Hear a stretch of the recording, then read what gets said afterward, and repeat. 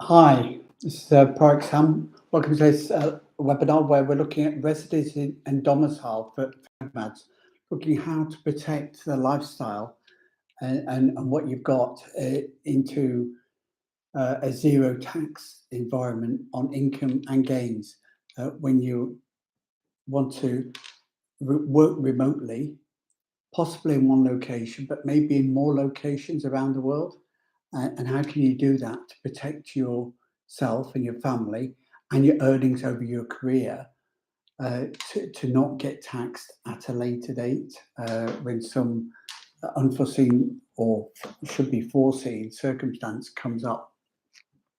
So let's dive right into it. I'm going to cover it 3 areas. We're going to look at residence, uh, and then the travel arrangements on visas and travel authorities, and then we'll look a bit more in domicile, and then we'll follow that up with some specific non-dom examples where expats working as nomads can really thrive. So let's dive right into it.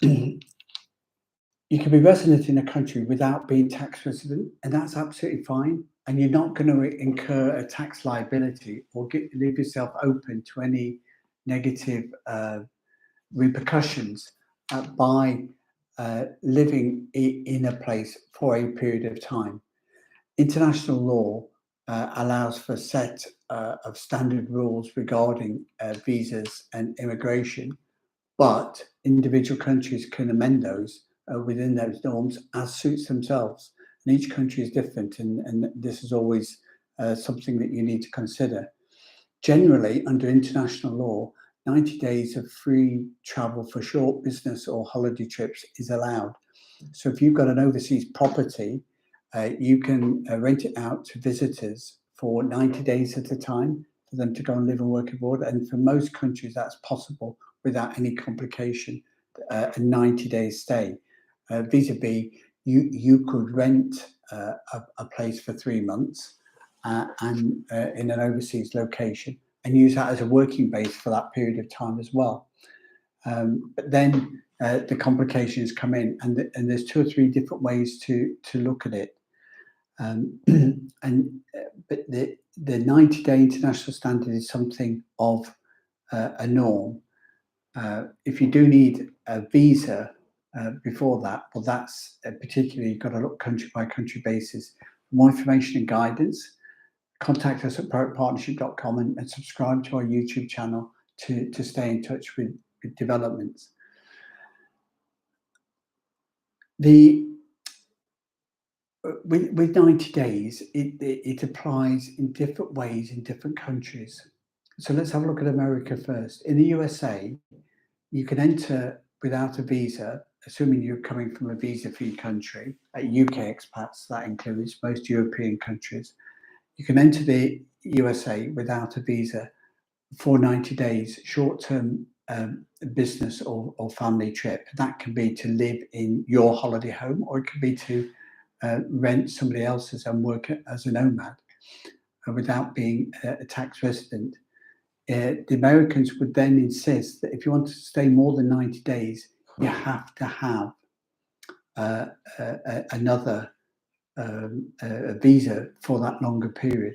Now, a visa is something where it gives you permission to stay beyond that 90 days, possibly beyond 6 months and possibly longer. But to stay more than 90 days in the USA, you do need a visa. However, if you leave the USA, you can go back, and there's no predetermined times. You could go back after a couple of days, a couple of weeks, and have another 90-day period. And as long as you don't stay in the States for more than 90 days, more than 180 days in a year, you won't become tax resident. Let's compare that with the Schengen zone at the other extreme. With the Schengen zone, they're very, very clear. You're allowed to visit any Schengen zone country for 90 days, as many trips as you like within a 6 month period, within that 180 days. Okay, but it's only 90 days in 180. So you can't have a 90-day trip to Portugal, leave for a week, and go back to have another 90 days in Portugal. You could do it in another country within the Schengen zone um, due to certain constrictions. So this is a big constriction that predominantly exists in the EU with the Schengen zone. Let's compare that with the UK and Commonwealth countries. So the UK just left the EU, left Brexit in the last year or two, and is trying to settle down after that. Generally, the UK, if you don't need a visa, you can travel to the UK freely without for 90 days for that holiday or short business trip. Now, you could be coming from a visa country, in which case you need a visa, but a lot of countries, UK has got one of the most non-visa arrangements with different countries around the world. So there's a lot of people can come to the UK for 90 days without a visa and stay. The laws are different in the Britain and Commonwealth countries in that you can stay for up to 180 days in a block. And this applies to Commonwealth countries as well. So it could apply also to New Zealand, for example, or it could apply to Cyprus, or it could apply to Ireland. So within Commonwealth countries, the 90-day rule applies, but generally you can still spend up to 180 days in a block in that country.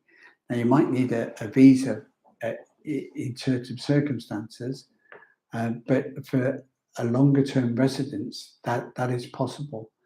But again, the proviso that if you stay more than 6 months, more than 183 days, you do become a tax resident. So there's a different type of rules, different type of environments, and they're all something to consider. If you want more information and guidance, contact us at ProACTpartnership.com, and we offer a free review and guidance to all new inquiries that we receive. Contact us at ProACTpartnership.com and stay subscribed to our YouTube channel, share it with others, and spread the word. We appreciate that. Thanks very much for listening. Let's go along and look at something that's developed over the last 20 years. It's not a visa, it's electronic travel authorization. Now, what's the difference between electronic travel authorization and a visa? Exactly. I don't think there's much difference at all. However, they are what they are. So first, they came in America. Now they're in many other countries around the world. They've been introduced in the EU and under the Schengen zone rules. But in other countries like New Zealand and Australia, they will apply there as well. Each with a slightly different rule depending upon the trading area or the country in which you're traveling to. So with the USA, any trip to the USA requires an electronic travel authorization. And whether you need a visa or not, you always need electronic travel authorization. If you've got a visa to enter, your visa could be an open visa allowing multiple travels. You need the electronic travel authority to go in there. So with America, you can get one for just a specific trip, or you can get one to cover a longer period of, say, 2 years for multiple trips. The principle of the 90-day trip at a time still applies, but you could get an electronic travel authority which allows multiple trips in of 90 days each. So as I suggest, it's not much different to a visa. If you consider New Zealand, the electronic travel authority there would not only allow you to travel for the 90 days, but you could travel in twice. And so you could spend up to 6 months of 180 days a year in the country on the electronic travel authority. So it's almost like they've not introduced a visa system for everybody, but in effect, it's a 6-month visa where you can go to the country and spend 6 months in the country on the electronic travel authority, even though you don't need a visa, but it does give you that freedom to stay for that longer period of time. Countries like Australia, with electronic travel authority, would still limit you to the 90 days. And in the EU, absolutely. And you need to bear in mind, in the EU Schengen zone, they are applying the 90-day rule for that Schengen zone. We'll look a bit more on the Schengen zone later, but the principle is, the big distinct difference with the Schengen zone is that it's 90 days in 180. It's 90 days in a country in 180 days. So if you've got the freedom to travel to any country within the EU Schengen zone, you can travel to that country for 90 days in that in a 6-month period, as many times as you like. If you want more help and guidance on how electronic travel authorities can help you circumvent the system and enjoy your residence without being a tax resident, contact us at ProACT.com.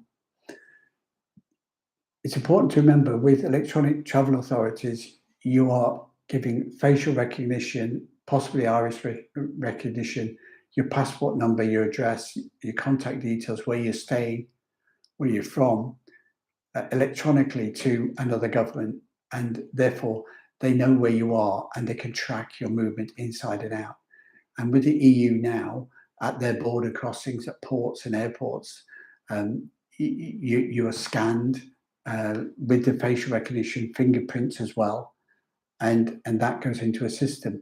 And the machines now, with the regulation that's being brought in post-Brexit, and with the regulation to upgrade the visa Schengen zone system, that machine will monitor how long you've been in the country. So when you're coming in or going out, it's counting how many days you spent in the country. So if you're coming back into a country where you've already topped up your 90 days in 6 months, you potentially are going to get stopped. Now, lots of grey areas there. Once you're within the Schengen zone, you can travel around freely if you've got an EU permit to do that. But you don't necessarily have that if you're not an EU citizen. Even EU citizens have to get residency permits if they're in another jurisdiction, which is a part of the exchange of information for tax residency. So it is quite a complex area with the Schengen zone. If you're non-EU, like the British now, going into the EU, and you get a Schengen zone visa, you get it for a longer period of time, say 2 years, for multiple entry, but it's still 90 days in any one country in a 6-month period. If you've got a residency permit as an EU expat in an EU country, it's still only a freedom of movement between that country and the UK. So if you're an expat with a residency permit in Cyprus or Portugal or Spain, UK expat, you've got freedom of movement. You haven't got the Schengen zone restriction of 90 days and 180 between the UK and your EU country of residence, but you still have the Schengen zone restriction in every other EU countries. And just to clarify, the EU Schengen zone is most of the EU countries, plus Switzerland, Iceland, Norway, and Liechtenstein. It doesn't include, at the moment, Ireland, who have not applied to and not intending to join the Schengen zone, Croatia, Romania, or Bulgaria, or Cyprus. Croatia, Bulgaria, Romania are pushing to get inducted in the next few months at the start of 2023. Cyprus has got longer term issues, but they are in effect applying Schengen rules as it stands at the moment, even though they're not officially in that border system. For more information on Schengen Zone, EU after Brexit for residency permits, contact us at ProACT.com. Let's move on now to look at tax residence. There are some countries like Portugal, for example, where if you spend more than 6 months in the country in a year, you'll be deemed tax resident. Even so, if you spend more than 6 months in a country in a year, you are tax resident, you've got a liability. If you have a special visa, you can have a visa which allows you, by reason of a particular work project, a student project, or a travel project, they can allow you a longer term, 6, 9, 12 months visa to travel to the country with limitations that would specifically exclude you from getting into tax residence. But that's upon your specific nature. But generally, if you're a nomad and you're looking to move and work, then if you spend more than 6 months in one country, then you could become tax resident and liable in that country. If you look at the famous Indonesian Bali, they don't issue visas for longer than 180 days, for longer than 6 months of a year, because they don't want long-term residents. Now, that may be flouted at the border, it may be flouted with a stay, but technically you're not tax resident in Indonesia. Therefore, your tax residence is a different question. So what is your tax resident as a nomad? That depends upon your domicile, and it depends upon where you're less tax resident. So if you're an expat and you have moved from your home country to another country to become a tax resident, that will remain with you until you become tax resident somewhere else. So if somebody from France goes to Bali to work as a nomad, and then moves to other locations, but never puts down proper roots and doesn't become a tax resident, technically they're still a tax resident of France.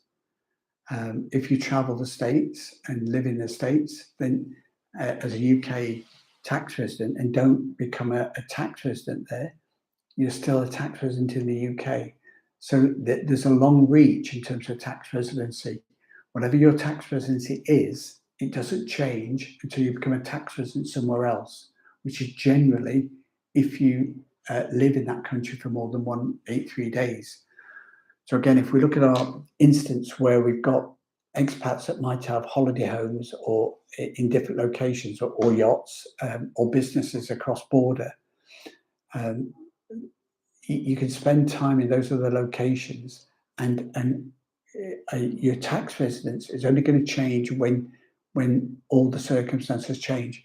For a start, there has to be a double taxation treaty between your home country and the country that you want to be tax resident with. It's no good becoming a tax resident in another jurisdiction if there's a double taxation treaty between that and the country which you were previously a tax resident in. You will remain a tax resident where you are. So you need to find a location, a base for you as an individual to be a tax resident with a double taxation treaty that protects you from your home country and from the country where you were previously tax resident. For more information and guidance on tax residency, contact us at ProACT and watch our tax residency and residency series on our YouTube channel, Living and Working Abroad. So subscribe below and then go and explore the channel. Please chat and let us know how that's going. Thanks, Steve, for popping in. Looking at your question now, you're saying if you spend less than 16 days in the UK, you won't be tax resident in the UK or anywhere. If you're not tax resident anywhere else as a nomad. Well, that depends.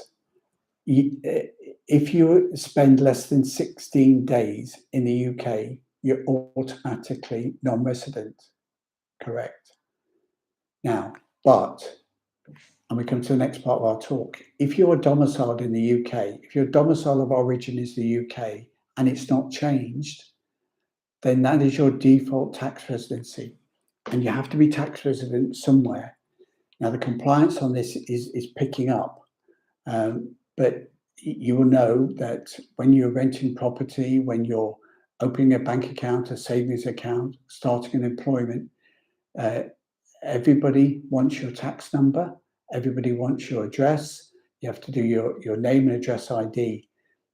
If you're running a business, if you're operating a bank account, if you've got any savings or rental, then or if you own property or business, there's a tax record that's being created, and under exchange of information, the information is going to go from wherever you have got a bank account, a savings account, a business, or property rental being operated. It's going to go back to your country of nationality. So if you're living in the EU and you've got a UK expat and you've got that UK ID, marvelous, fantastic, thanks very much. Except that when you go to the bank, they're still asking you, when you go to the immigration, when you go to the tax, they want to know your passport number for your home country citizenship, as well as your ID for the EU country. And that triggers an exchange of information between the two jurisdictions. If you've got a bank account in Panama, as people found out recently with the Panama Papers, and they've identified the beneficiary of that bank account, their nationality, their passport, their tax number. There's exchange of information between Panama and all the other jurisdictions. In the old world, that exchange of information didn't necessarily get on, but it does happen now. And that is the danger for somebody who's operating as a nomad. So if your domicile of origin and your domicile hasn't changed, then you're potentially liable to tax residence on your worldwide income. Now, when you're working as a nomad, the tax authorities might not catch up with you, and then that depends on your chances. But if you own a property and you sell that property at some point, or you own a business and you trade that business, or you're registered for VAT, or you've got corporation tax returns to do, as a beneficial owner of any investment, any trust, any business, any property, is all being registered now. That beneficial ownership register spreading around the world. And then that's another way that the tax authorities exchange information to let them know. Doesn't mean that there's not a company formation that you can't create with a 0% tax. It doesn't mean that there's not countries where you can have a zero tax resident or where you can have a beneficial tax resident, but you have to do it in a way that is legal at the moment. So the way that big global companies do is that they have holding companies that invoice out to take profit out of high tax countries and put into low tax countries. So a lot of American companies like to have an EU base in somewhere like Ireland, which have got a relatively low corporation tax rate of 15% compared to some of the higher corporation tax countries like Germany. So it is something to consider. If you want more information and guidance, contact us at proactpartnership.com and we'll be happy to help you. We offer a free review. Thanks for your question, Steve. Great surname. Let's consider domicile of choice. If you're an expat long term, then you can choose a domicile. Now, you can pay a lot of money to try and prove this sooner. But if you look at an expat going to live and work in the UK, if you go to live and work in the UK, you can be, and you're not from the UK, you can be non-domicile. Now, for 7 years, that means that you can choose not to pay tax on your worldwide earnings. Now, there are some restrictions in the UK, but if you've got business interest overseas and income being earned overseas, you can live in the UK as a tax resident and only pay tax on income and capital gains arising in the UK.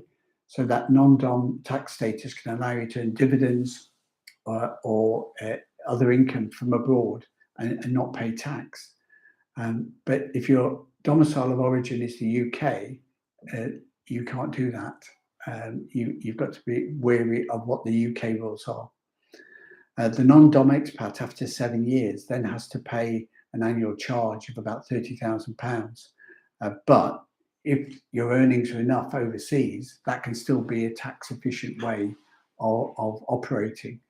After 15 years in the UK, an expat will be deemed to be non-domicile in the UK. So after 50 years in the UK, an expat will be deemed to be domicile in the UK and therefore subject to full UK taxes on their income, as well as worldwide capital gains and inheritance tax at 40%. So the non-dom status can work very well. In Cyprus, for 17 out of 20 years, an expat can be based in Cyprus and pay zero tax on dividends and on interest from business arising from business deals. That can be quite attractive in itself. But more than that, if an expat who's a Cyprus tax resident works abroad for more than 90 days, abroad from Cyprus for more than 90 days, they only pay tax on a remittance basis.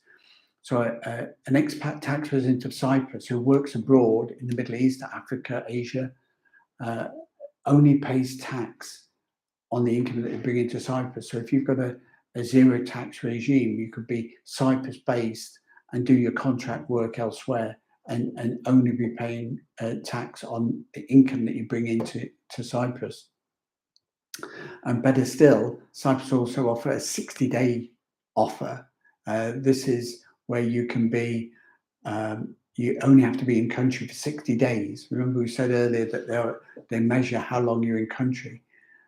So you can have a tax residency in Cyprus, be only spend 60 days in the country a year, spend the rest of the year working abroad or traveling abroad as a nomad, and then enjoy 0% dividend tax, interest tax, and no tax on income that's not remitted into Cyprus. So if you're working remotely and you're working as a nomad in 3 different countries around the world, plus Cyprus, and that income is not being put into a Cyprus bank account or remitted into Cyprus, then in that instance, you could be paying no tax on your income.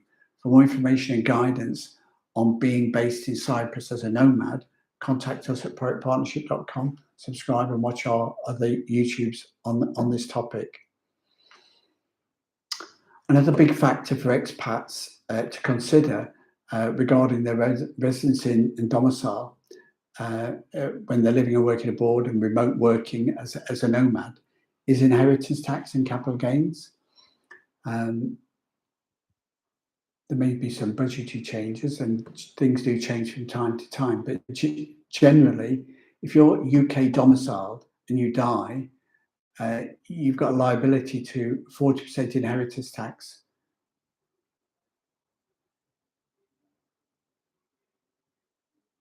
Sorry, can I come back to that?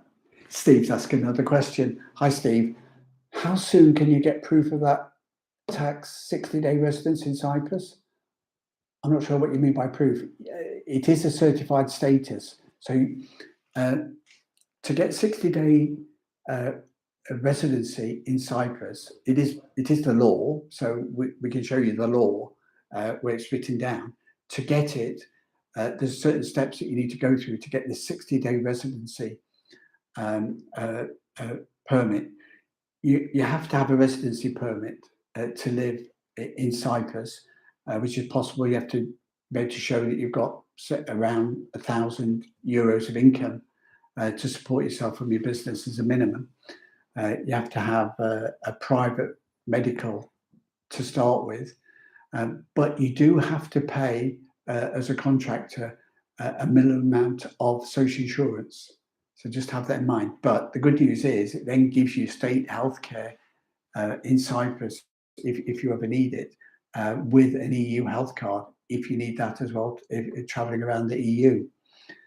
So you have to get the residency permit, then to get the tax number, and then you can get the non-dom residency status, establish your contracts working abroad, and then apply for the certificate. That might take the whole of the tax year to get that together, but as long as we tick all the boxes with our clients at the outset before we start the work together, we can be assured that when we do the tax return at the end of the year to meet the criteria, and in Cyprus, that tax return is assessed, and it is a zero tax liability. So it's not that there's no tax, it's that there's zero tax, and therefore you haven't got your home country, your domicile country, or your last tax resident country able to claim tax from you for that status.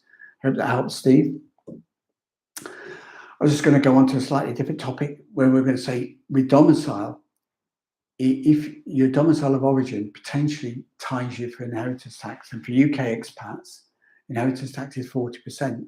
So even if you've got a holiday home in Florida, Portugal, Spain, Cyprus, France, and you've got a business that's working around the world, if you've got a UK domicile, that worldwide asset base is liable to inheritance tax of 40% in the UK on your death. Now, there has to be an assessment for that, there has to be an exchange of information for that. And obviously, if you've got no ties to the UK at all, it may well be that there never be that assessment and they may never find out. In the past, that type of discrete planning did work. But if you've got any foothold, any UK property, UK business, or UK family, those ties will give you that tax footprint. And it might be as simple as your state pension, for example. The fact that you get a state pension while you're an expat living and working abroad, that stops when you die. So that gives them the trigger to go searching to see if there's an inheritance tax liability. If you lived and worked abroad for more than 20 years, there's a high probability that your domicile, you can easily claim on death that you're no longer domiciled in the UK, in which case it's not an issue.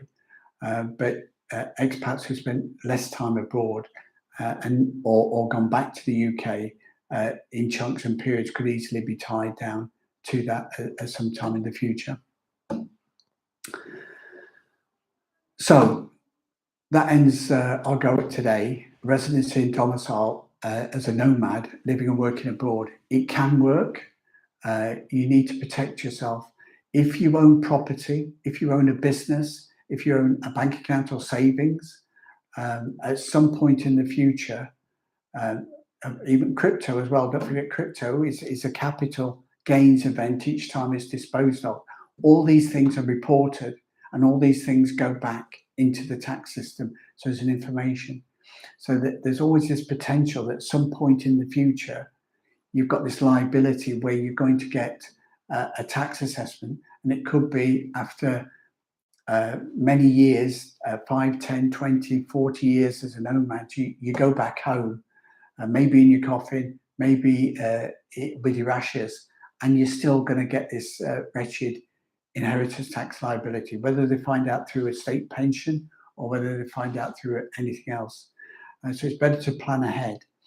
What we find is that using a family trust, a corporation, foundation, you can protect the capital assets, still enjoy the income benefits for many years, and accumulate capital and funds for yourself, for your future benefit, for you and your family. A nomad lifestyle can work, and you can get zero tax, but you need to be aware of what your tax residency is and what your liability is. Your home countries have always got that tie on you, so let's make sure that we can protect that.